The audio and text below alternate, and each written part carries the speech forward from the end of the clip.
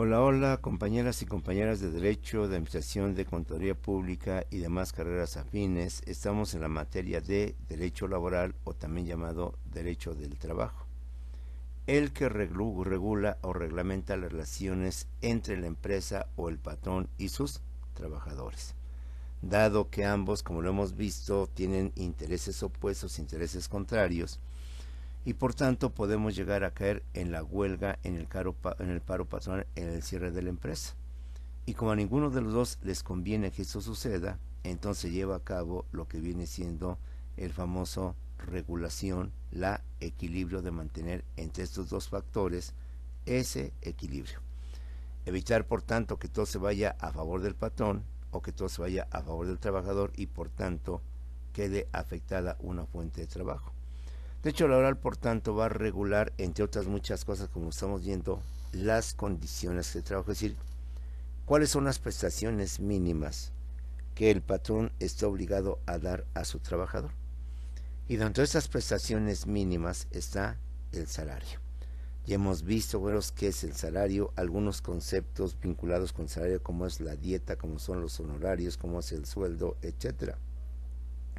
También hemos visto los diferentes tipos de salario y las formas de fijar el salario. Y dentro de los tipos de salario hablamos del salario mínimo. Del salario mínimo hablamos del salario mínimo general y salario mínimo profesional, que son los que ahorita nos estamos abocando como la segunda parte de lo que viene siendo el salario. Hemos visto que antes de López Obrador los salarios se fija en la República Mexicana, mejor dicho, se dividía en áreas geográficas o zonas económicas A, B y C. Y de acuerdo a los estados que configuraban dichas zonas, entre los más desarrollados y los menos desarrollados, entre donde la vida era más cara y menos cara, entonces establecieron diferentes tipos de salarios mínimos, la zona A, la zona B y la zona C, que era muy poca la diferencia de 2, 3, 4 pesos, no era grandes cantidades que digamos. Acá en la zona están pagando tanto y en la zona están pagando menos. Pues voy a un estado de la zona A para que me paguen más. No, era una diferencia pues de pesos, nunca llegaba a decir de 10, de 20, de 40 o de 50 pesos. Bajo esta perspectiva vamos a continuar analizando los salarios mínimos, el antes de Obrador y el después de Obrador, en cuanto a los salarios mínimos generales. Salarios con AMLO. A partir del gobierno de AMLO 2018-2024 desaparecen las tres áreas geográficas o zonas económicas del salario mínimo, donde los aumentos eran míseros o miserables, de centavos, 1 o 2 pesos a lo mucho, bajo el argumento falso, neoliberal o capitalista de la inflación, además de perder un 70% en su poder adquisitivo. Si usted analiza el incremento de los salarios por los gobiernos que hemos mencionado, de Miguel de Amadeo Hurtado, Carlos Salinas de Gortari, Ernesto Ponce de León, Vicente Fox Quesada, Felipe Calderón y Enrique Peña Nieto, el argumento falso o fatuo era que si aumentabas el salario, ibas a provocar una inflación y una espiral de inflación-salario que nunca iba a terminar. Y creo que lo explicamos, lo vamos a explicar una vez más. Bueno, decía, ¿saben qué? Vamos a aumentar el salario en un 10, 15, 20% X. Como era obligación de las empresas tener que pagar ese salario, en consecuencia las empresas decían, bueno, si tú me pides que aumente el salario y yo tengo tantos cientos o miles de trabajadores, va a ser un costo extra. Para yo poder aguantar ese trancazo o ese golpe de aumentar el salario a mis trabajadores, voy a tener, por tanto, que aumentar el precio de mis productos. Porque ¿de dónde saco yo dinero para poder, en consecuencia, pagar el aumento a al salario? Si antes les pagaba 120 por día, es un ejemplo, ahora les tengo que pagar 128 por día o 124, es decir, 2, 4 pesos más. Si son 100 o son más de 1000 trabajadores, pues es un buen dinero. Entonces, para yo poder cubrir ese aumento al salario, subo el precio de mi producto. Subo el precio de mi producto y por tanto yo, patrón, ya tengo por las ganancias extras pagar el incremento del salario. Pero entonces volvíamos a lo mismo. Entonces el trabajador, el aumento de salario se pulveriza, ya no servía de nada. Porque con el aumento de los productos, otra vez el salario no les alcanzaba para poder comprar, digamos, la llamada canasta básica. Entonces el trabajador volvía a pedir incremento al salario. Venía incremento al salario. Se veía incremento al salario, en consecuencia, el patrón volvía a aumentar los precios. Y era una espiral inflacionaria que no tenía fin. Subían los salarios, subían los productos. Subían los productos, entonces volvieron a subir los salarios y volvieron a subir los productos. En consecuencia, para mantener y evitar esta situación, según los doctos, los expertos, los especialistas en economía y en este tipo de situaciones, decían, hay que mantener el salario bajo el índice de la inflación. De tal manera que durante todo este tiempo los salarios fueron paupérrimos, fueron una vergüenza, fueron, como decían por ahí, y recuerdo, peor que una mentada de madre. ¿Cómo que me aumentas $1.20 el salario? ¿Cómo es que aumentas a $1.80 el salario? Increíblemente así se daba. Por decir algo, de 20 pesos subía a 21.50. Si te aumentaba $1.50, precisamente para evitar la inflación, evitar muchos problemas económicos que vienen consigo con la inflación. Pero como el gobierno también tenía que incrementarle a sus trabajadores el salario, que no nada más era para las empresas privadas, sino en general para todas las empresas públicas y privadas, el gobierno tenía una estrategia igual que el empresario. Aumentaba la gasolina, aumentaba la electricidad, obtenía mayores ingresos, aumentaba las casetas, aumentaba los derechos por un servicio, por ejemplo, la expedición de copias certificadas del registro civil, pues entonces las aumentó y en consecuencia obtenía ingresos. Pero si aumentaba la gasolina, los energéticos, pues las empresas, por tanto, ya no solamente argumentaban que tenían que cubrir el aumento al salario de los trabajadores, sino que ahora tenían que pagar más comparados por la gasolina, por el diésel que empleaban para el funcionamiento de su empresa y por la electricidad. La cuestión es que ese era el argumento mentiroso, falso, fatuo, con el cual estos gobiernos nos mantuvieron. Por eso vuelvo a repetir. Aunque tu mundo es la administración, es el derecho, es la contabilidad, no es ser ajeno a lo político, a lo económico, a lo social, a lo cultural. Porque entonces, como decimos coloquialmente, nos doran la píldora, nos lavan el cerebro, nos creemos las mentiras y caemos en este tipo de situaciones. Y así durante este tiempo se mantuvo lo que viene siendo los incrementos al salario, con un incremento mínimo, paupérrimo, vergonzoso, que pues no llevó a nada, llevó a situaciones de pues lo que viene siendo la situación del incremento de la delincuencia organizada y del comercio informal. Al no tener una opción, una garantía de un buen salario, como lo vimos al principio, que permita satisfacer las necesidades del trabajador, de su familia, en lo político, en lo económico, en lo social, en lo cultural, y me daban esta oferta dentro del mundo malo, dentro de la delincuencia, un mayor ingreso, se llenar las filas de los narcos y a vender droga, que es un mejor negocio, o a dedicarme al comercio informal en los tianguis, que es en donde yo soy mi propio patrón, yo fijo mi propio horario y en consecuencia yo tengo mis propias ganancias. En fin, a partir del gobierno de López Obrador 2018-2024 desaparecen las 3 áreas geográficas o zonas económicas del salario mínimo, donde los aumentos eran míseros o miserables de centavos, 1 o 2 pesos a lo mucho, bajo el argumento fatuo o mentiroso, neoliberal o capitalista de la inflación. Además de que en estos gobiernos se perdió más del 70% del poder adquisitivo de lo que viene siendo el salario.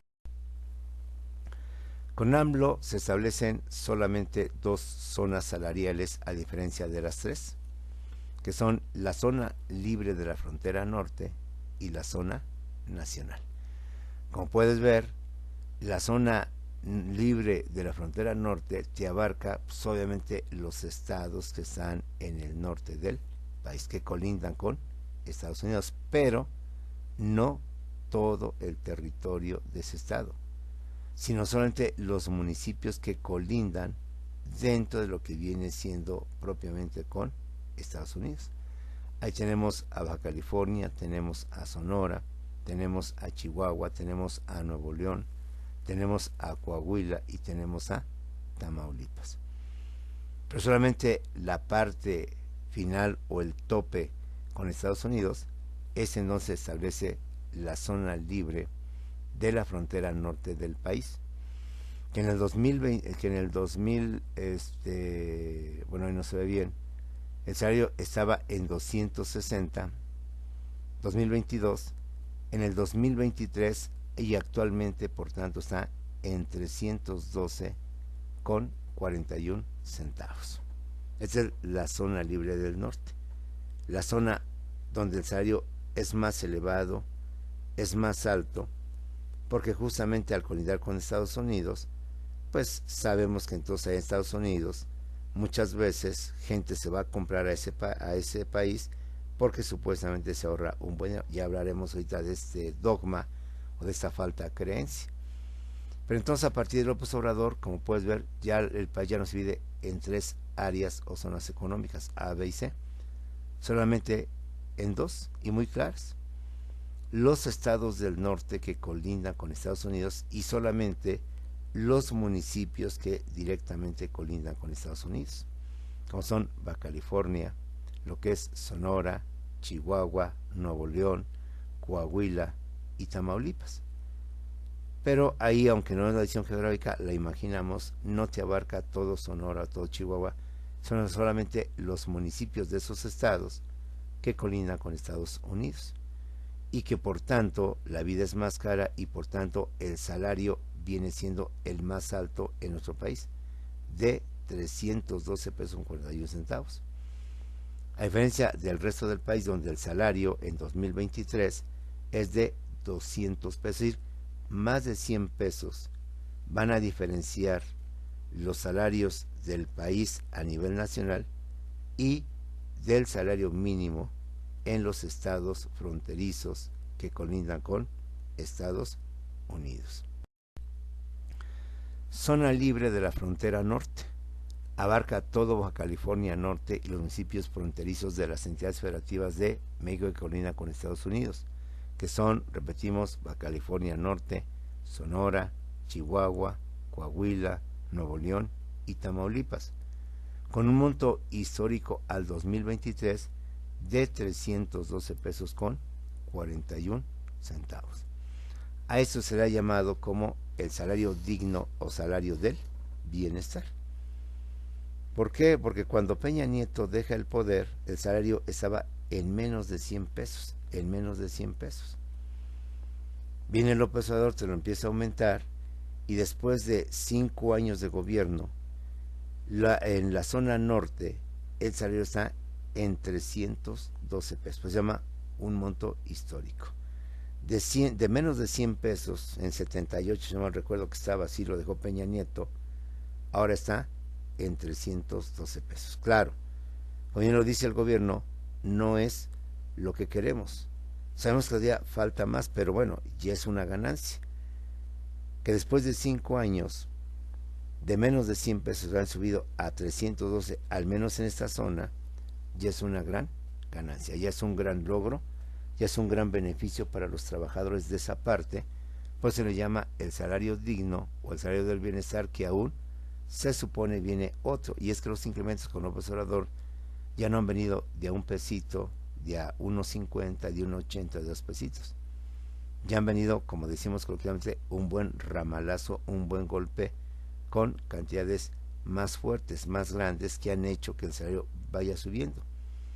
Y este incremento, entre otros factores que por tiempo no podemos analizar, han provocado que México se esté convirtiendo en una potencia mundial. Y no es una publicidad falsa o mentirosa.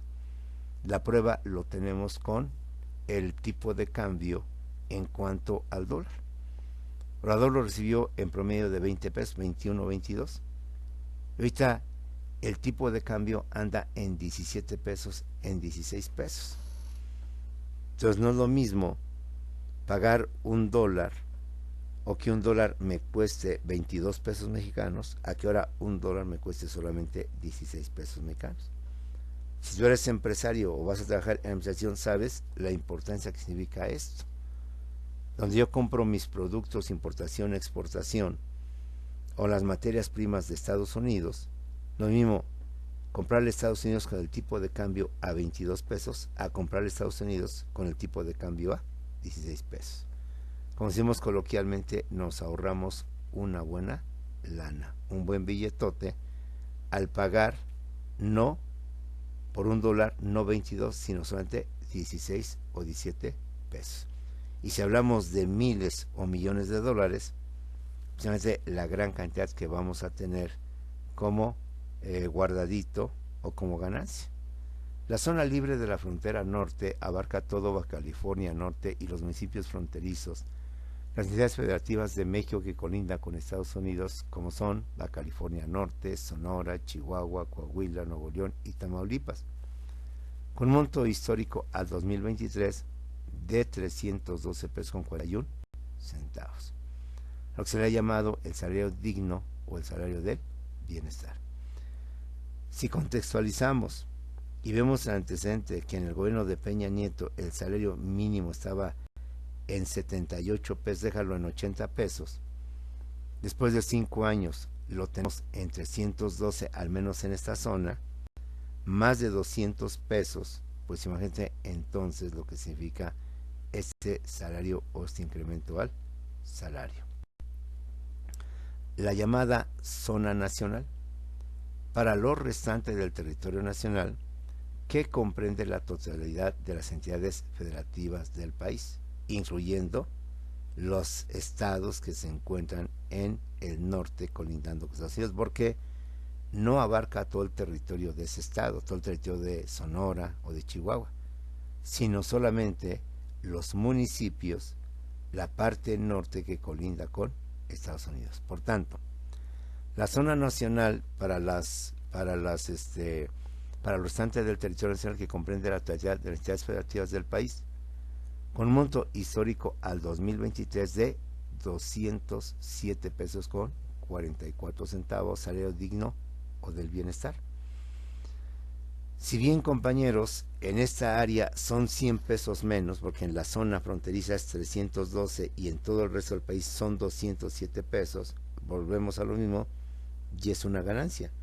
No estamos diciendo, como dice López Obrador, que hemos llegado a lo máximo, no, pero vamos progresando.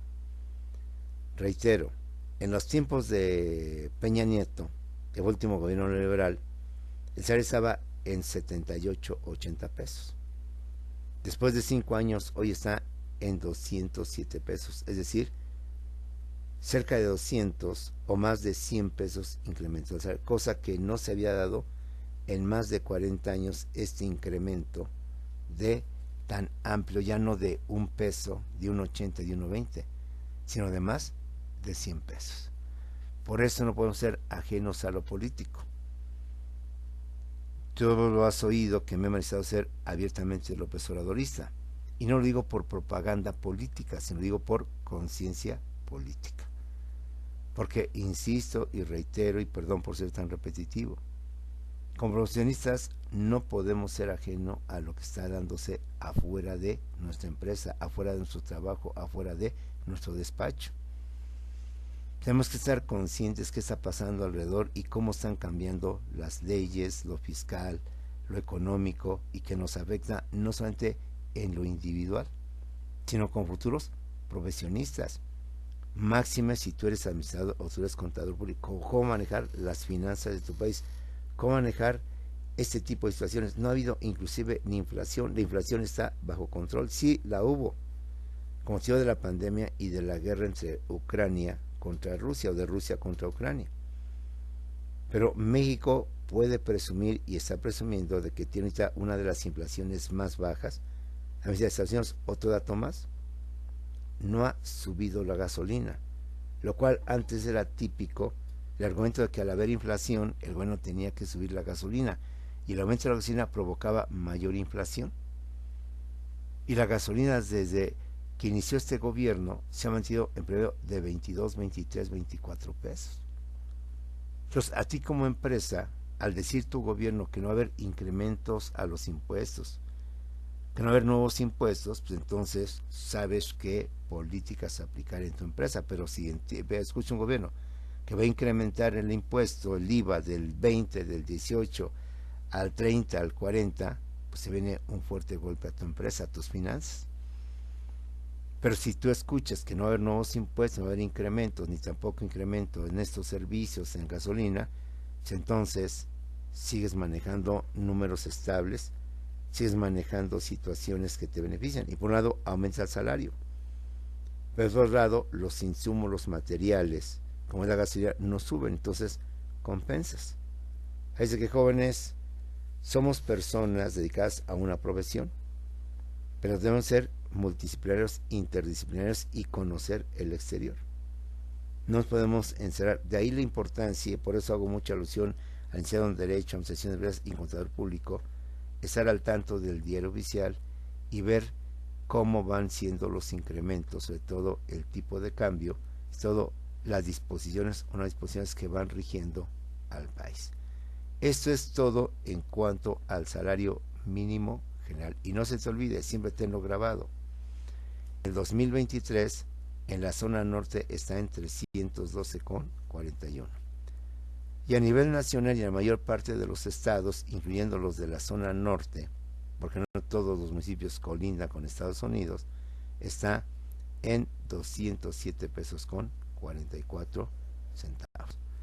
No es lo suficiente, pero si tú contextualizas cómo han negociado los salarios, puedes decir, no, bendito a Dios, y qué bueno que ya estamos mejorando, estamos progresando. Si lo contextualizas dentro del entorno mundial y ves cómo está Europa, incluso cómo está Estados Unidos, donde ya la gasolina están saliendo en 50 pesos mexicanos el litro promedio, 40 pesos, y aquí todavía lo tenemos en 22, 24, pues compañeros, hay que contextualizar y entender nuestra realidad y no dejarnos llevar pues por los pseudo periodistas y las pseudo noticias de que México está en crisis, en problemas, etcétera, etcétera. Ahí te lo dejo, por tanto, al costo, el salario mínimo del 2023, 312 zona norte, y a nivel nacional, en la mayor parte de los estados, en 2023, 207,44 centavos. Dejamos esta parte y ahora nos vamos al salario mínimo profesional. El salario mínimo profesional es el que establece para una rama determinada de la industria y del comercio, así como también el que se establece para profesiones, oficios y trabajos especiales, que siempre implica un mayor pago o porcentaje al salario en comparación con el salario mínimo general. Si tú eres un profesionista, tú tienes un oficio calificado, es decir, ya con especialidad, ya con conocimiento, entonces no estás obligado a recibir un salario mínimo general, sino un salario mínimo profesional, que siempre va a ser superior al salario mínimo general, precisamente por tu capacitación, por tu experiencia, por tus conocimientos, por tu preparación, sin ofender, sin ofender. No es lo mismo un licenciado, un ingeniero, que un ayudante general. El ayudante general, y lo diremos con respeto, pues tiene estudios de secundaria, de preparatoria, pero no tiene los estudios ya de una profesión. Por tanto, si yo pido un puesto de ayudante general, pues mi salario es un salario mínimo general. Pero si yo pido el puesto de auxiliar como contador por ser pasante de esa carrera, entonces acceso a un salario mínimo profesional que es superior al mínimo general. Y para tal efecto, cuando se aplican los salarios mínimos en el diario oficial, ahí te viene todo el tabulador o todos los oficios, periodistas, carpinteros, maestros, etcétera, que tienen un salario mínimo profesional. Muchas veces cuando vamos a pedir trabajo, ¿y cuánto quiere ganar usted? Pues ahí estamos con que pues no sabemos, pues es que, pues no sé, pues lo que estén pagando aquí o lo que sea, no, pues como lo que sea. Entonces, si tú te ostentas como pasante o como egresado de una carrera, checa por tanto en los salarios mínimos profesionales cuánto es el mínimo al cual el patrón debe de pagarte, y sobre eso dices cuánto es lo que quieres ganar. El salario mínimo general está en 207 pesos y yo checo que un estudiante, un profesionista de una carrera, lo mínimo, por decir algo, son 310 pesos diarios, pues entonces yo sobre eso digo, bueno, 310 diarios por quincena son tantos, en consecuencia, pues lo mínimo que yo aspiro, señor, es tanto. Porque luego la empresa dice, ay, ¿por qué tanto? ¿O por qué esto? Bueno, pues si tomo en cuenta que yo soy estudiante, soy pasante, soy egresado de esa carrera, y el mínimo está fijado en tantos, pues pido un tantito más, que no es mucho. Si ahí en pasante de una licenciatura o egresado está fijado en tanto, pues entonces yo pido tanto. Soy maestro en una escuela privada, ¿cuánto es lo que pide? Bueno, teóricamente así es como debemos de actuar, pero en los hechos, pues aquí se paga tanto. ¿Acepta o no acepta? No, pues muchas gracias. El que sigue, bueno, pues allá me daban menos, aquí un poquito, pues me quedo aquí. En fin, jóvenes, esto implica, por eso, vuelvo a lo mismo, pues conocer, no solamente ver qué pasa, sino entenderla, comprenderla, contextualizarla para tener mejores armas de cómo actuar y cómo defendernos en esta vida. Salario mínimo profesional es el que establece para una rama determinada de la industria y del comercio, así como también el que establece, de ahí su nombre, para profesiones, oficios y trabajos especiales que obviamente quienes los ofrecen ya tienen una mayor capacitación, una mayor experiencia, un mayor conocimiento de esa profesión, que siempre el salario mínimo profesional implica un mayor pago o porcentaje que el salario mínimo general. Ahora, para el salario mínimo profesional, como son un montón de rubros, un montón de categorías, un montón de profesiones o de actividades, te aseguro que en el diario oficial lo veas y ahí veas tú cuánto puede ganar un psicólogo, cuánto puede ganar un contador, cuánto puede ganar un administrador, cuánto puede ganar un abogado, cuánto puede ganar un carpintero, un chofer, un maestro, ¿sí? Que siempre va a estar por encima o arriba del salario mínimo general. ¿Por qué? Después de todo, estudiar y llevar 3 años más de bachillerato, 3 o 4 años más de licenciatura, pues tiene su recompensa, tiene su recompensa. Y no por eso se menosprecie o se desprecie a un obrero o un empleado. Después de todo, yo haberme quedado 3 años más o 4 años más de mi vida estudiando, preparándome, capacitándome, se debería de tener un premio que es, ahí te va a dar no un salario mínimo general, sino un salario mínimo profesional.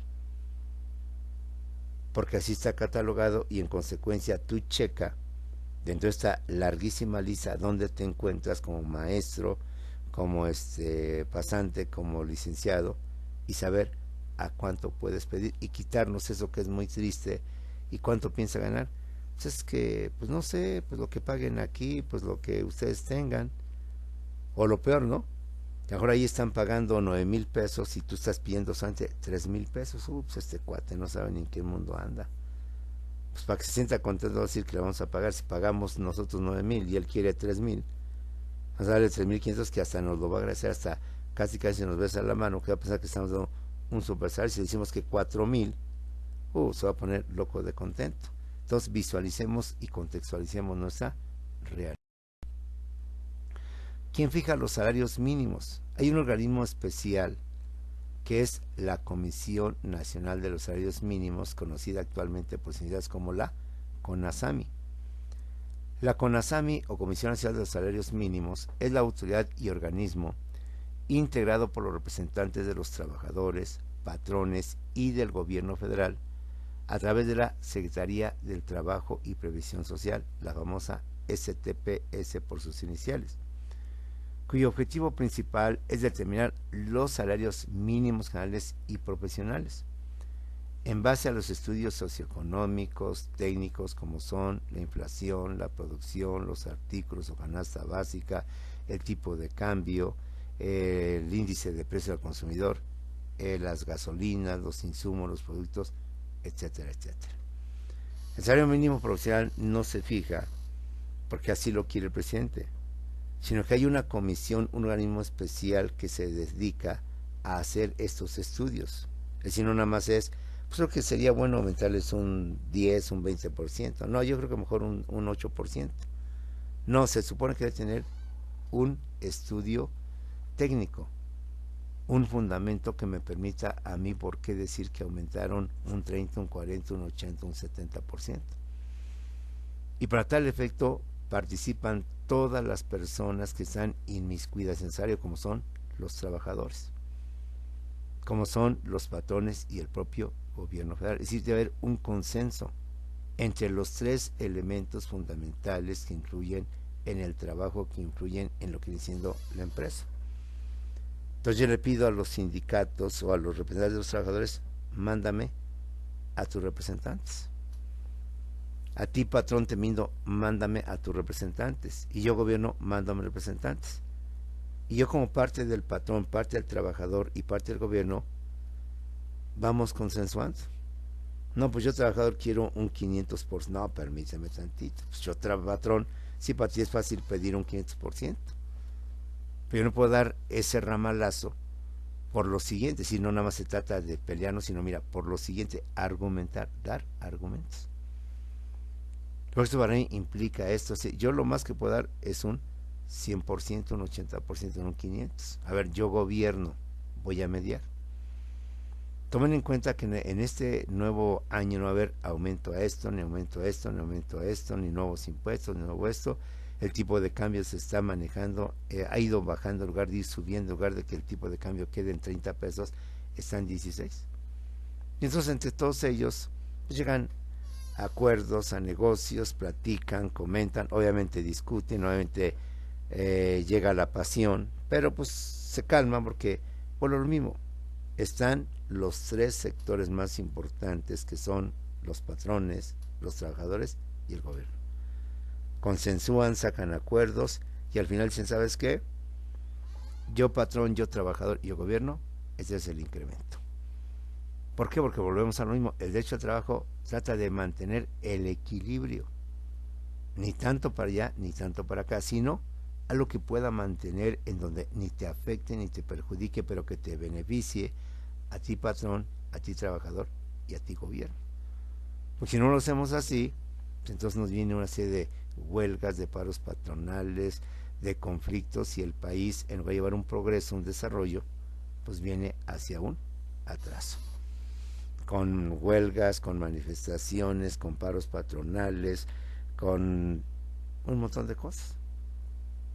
Entonces se ha creado, esto no es reciente, ya tiene mucho tiempo, la famosa Comisión de los Salarios Mínimos, la CONASAMI, que se encarga justamente de establecer por consenso, por acuerdo, entre los tres elementos principales, patrones, trabajadores, cuál es el salario mínimo.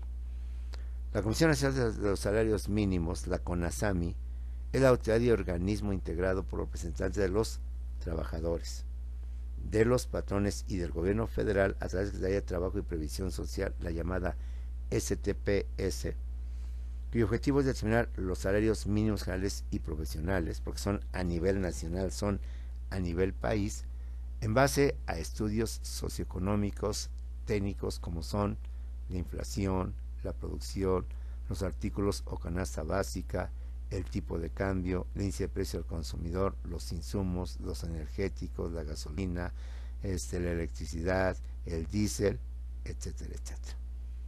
Cada quien lleva sus estudios, cada quien lleva sus argumentos y ahí discuten, ahí debaten y ahí obtienen acuerdos y consensos avalados por el gobierno. Y una vez que se obtiene, pues le dice al presidente para que el presidente emite un decreto que va a aparecer en el diario oficial donde dice: decreto por el cual se fijan los salarios mínimos generales profesionales para el siguiente ejercicio del año 2024-2025. Esto se publica en diciembre. Entonces yo desde diciembre, empresario, trabajador, gobierno, voy viendo cuáles son los incrementos al salario y por tanto voy manejando mis finanzas. ¿Por qué? Porque hay un consenso, hay un acuerdo. Yo desde antes que se apliquen ya los conozco para tomar las medidas preventivas de cómo llevar a cabo yo, patrón, ese ramalazo. Cómo, por tanto, incrementar de 200 pesos que les estoy pagando a mi trabajador, o le voy a pagar 240, 250 o X cantidad de dinero. Por eso, cada año se hace una revisión, cada año se hace un consenso para saber qué porcentaje van a tener los salarios mínimos de incremento. Vamos a ver ahora las normas protectoras al salario. Sí, claro que sí, porque ya te lo dije. Si yo voy y le digo a una empresa, quiero ganar 2,000 pesos, y la empresa está pagando 8,000, y dice, no, pues este tonto ya cayó, pero vamos a dar 3,000, se va a poner loco de contento, porque no sabe realmente cuánto es el salario al cual podemos estar destinados. Y sobre ese, pues para arriba, no para abajo, sino para arriba. Pues lo menos que yo le pido, que quiero yo que me paguen esa empresa, es tanto. Si haces tus cuentas y ves cuál es el salario mínimo profesional de tu actividad, y ellos que están conscientes de cuál es, pues dicen, bueno, pues el cuate sí conoce, sí sabe, pues vamos a darle, ¿sabes que aquí no nos podemos dar el mínimo? Bueno, está bien, pues venía por eso, pero yo con mi trabajo, con mi desempeño, mi responsabilidad, pues aspiro a más, pero pues como todo, empezamos de abajo y vamos poco a poco escalando. Siendo el salario el único medio de sobrevivencia de los trabajadores, la ley laboral establece ciertas reglas para protegerlo, evitando se vuelva a los tiempos del porfiriato o se pulverice dicho salario y dicho incremento, que al final de nada sirvió el incremento, de nada me ayudó, porque subieron los precios y por tanto se pulverizó completamente todo. Evitar se vuelva a los tiempos del porfiriato como las tiendas de raya o las deudas hereditarias, y por tanto el salario quede completamente pulverizado. Estas normas protectoras están establecidas tanto por la Constitución, artículo 123, como la Ley Federal del Trabajo, como la Ley Federal de los Trabajadores al Servicio del Estado, en donde se repite, se dice lo mismo, justamente para proteger el salario. Veamos algunas de ellas, al menos las más importantes considero. Una norma protectora es que el trabajador es libre para disponer de su salario. Si no le podemos condicionar al trabajador como se hacía en los tiempos del porfiriato, tienes que comprarme en la tienda de aquí mis productos. No, tú eres libre. De hecho, yo trabaje en una empresa, no estoy obligado a comprar sus productos, aun cuando yo necesito este tipo de productos. Una empresa que se dedica a la producción del jabón, del papel higiénico, de pasta dental, algo así por decir, o de la leche, no estoy obligado a que tenga que comprar 10, 20 litros de la leche para llevar a mi familia. Yo puedo disponer libremente de mi salario y hacer con él lo que yo quiera. La empresa no me puede condicionar.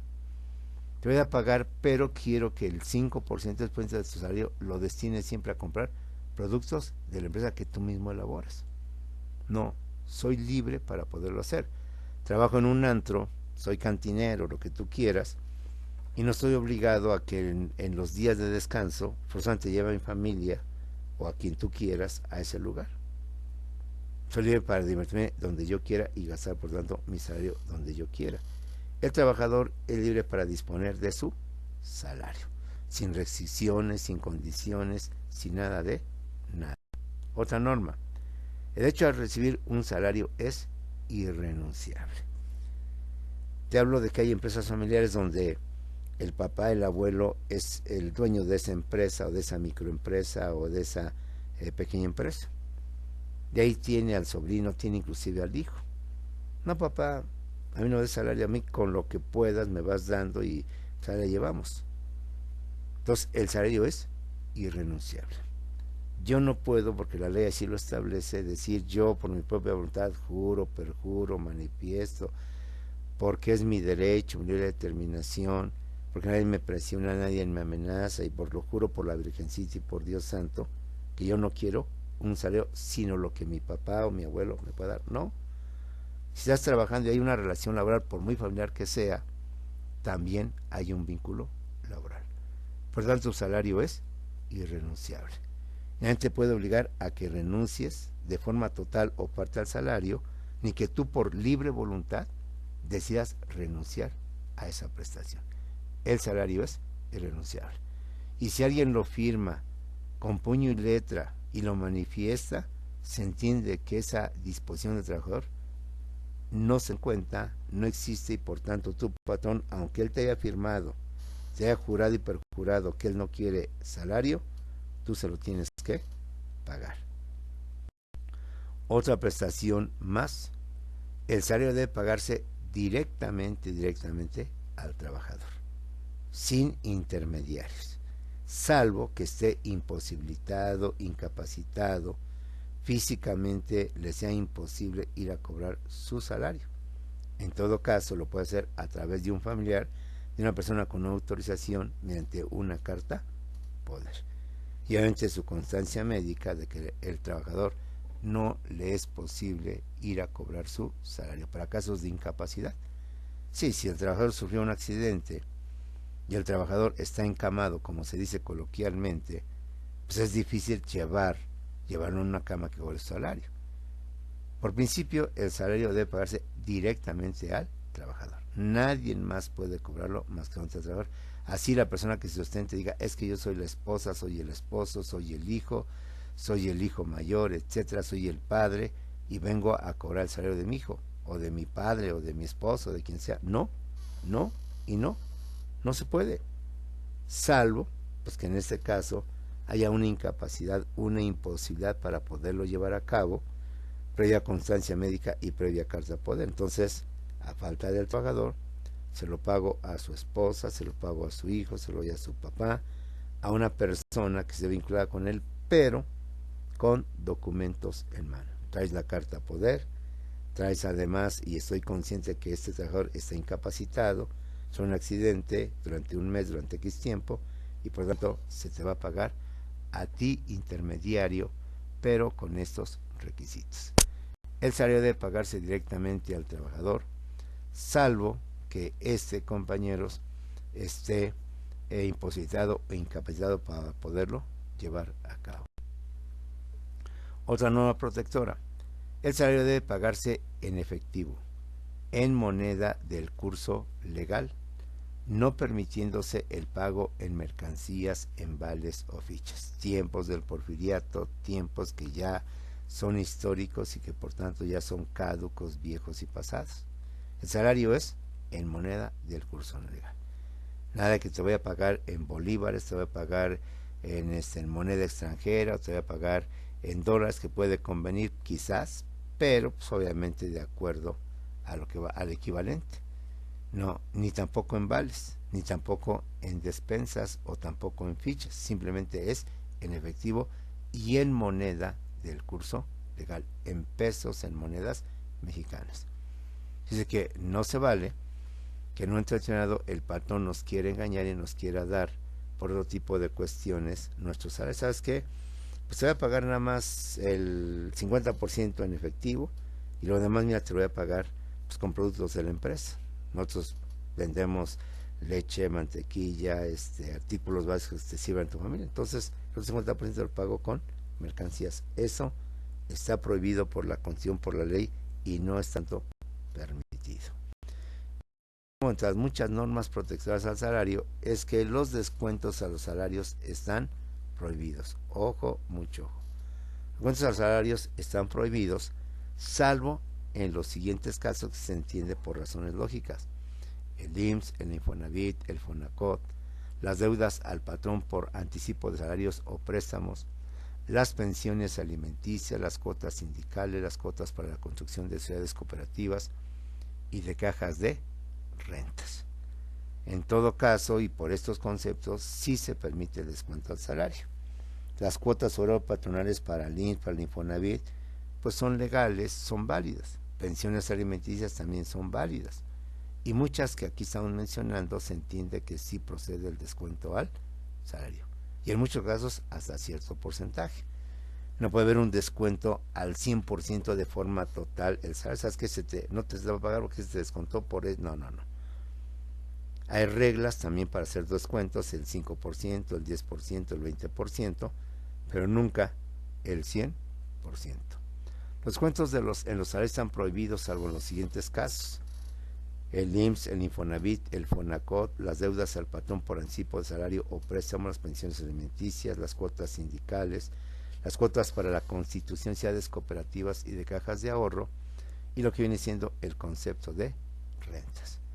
Bueno, jóvenes, pues seguimos con estos temas en materia laboral importantísimos que los conozca el abogado, el administrador, el contador. Nos vemos, jóvenes, para las siguientes clases de lo que viene siendo derecho